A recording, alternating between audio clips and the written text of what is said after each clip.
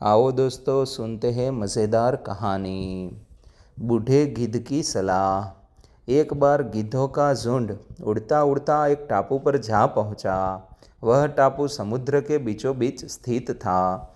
वहां ढेर सारी मछलियां, मेंढक और समुद्री जीव थे। इस प्रकार गिद्धों को वहां खाने पीने का कोई कमी नहीं था।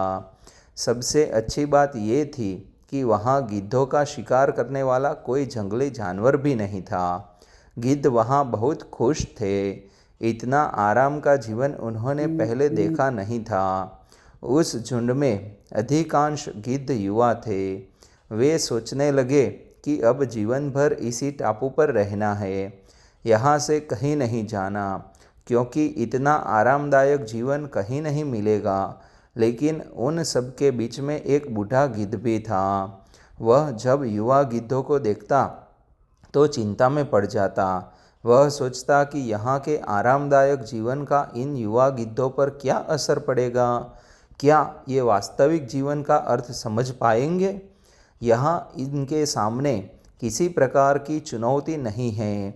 ऐसे में जब कभी मुसीबत इनके सामने आ गई तो ये कैसे उसका मुकाबला करेंगे? बहुत सोचने के बाद एक दिन बूढ़े गिद्ध ने सभी गिद्धों को सभा बुलाई।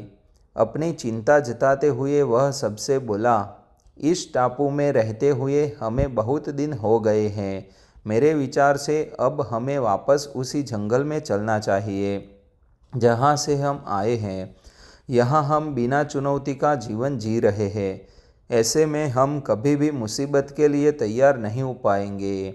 युवा गिद्धों ने उसकी बात सुनकर भी अनसुनी कर दी। उन्हें लगा कि बढ़ती उम्र के असर से बूढ़ा गिद्ध सठिया गया है, इसलिए ऐसी बेकार की बातें कर रहा है।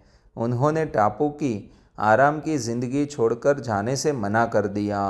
बूढ़े गिद्ध ने उन्हें समझाने की कोशिश की, तुम सब ध्यान नहीं दे रहे कि आराम के आदी हो जाने के कारण तुम लोग उड़ना तक भूल चुके हो। ऐसे में मुसीबत आई तो क्या करोगे?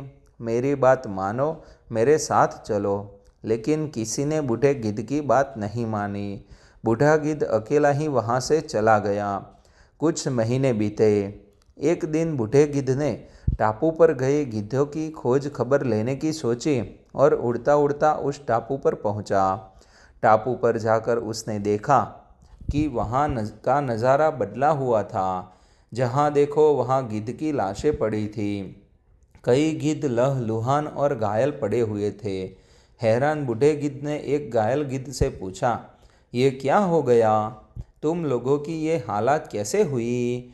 घायल गिद्ध ने बताया, आपके जाने के बाद हम इस टापू पर बड़े मज़े की ज़िंदगी जी रहे थे। लेकिन एक दिन एक जहाज़ यहाँ आया।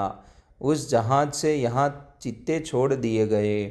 शुरू में तो उन चित्तों ने हमें कुछ नहीं किया, लेकिन कुछ दिनों बाद जब उन्हें आभास हुआ कि हम उड़ना भूल चुके हैं, हमारे पंजे और नाखून इतने कमज़ोर पड़ गए हैं कि हम तो किसी पर हमला भी नहीं कर सकते और न ही अपना बचाव कर सकते हैं, तो उन्होंने हमें एक एक कर मारकर खाना शुरू कर दिया। उनके ही कारण हमारा ये हाल है। शायद आपकी बात न मानने का ये फल हमें मिला है। और एक नई नई कहानी देखने के लिए हमारे चैनल आप सब्सक्राइब कर लीजिए, जो आपके जीवन में कुछ सीखने के लिए प्रेरित करेगा।